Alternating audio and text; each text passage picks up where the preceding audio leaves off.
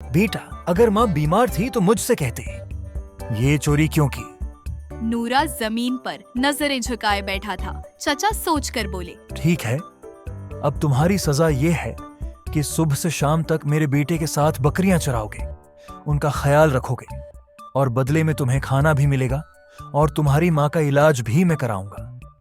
पस मंजर में उम्मीद भरा साज नूरा ने हाथ जोड़कर कहा, चचा जी, आप वाकई इंसान नहीं फरिश्ता हो।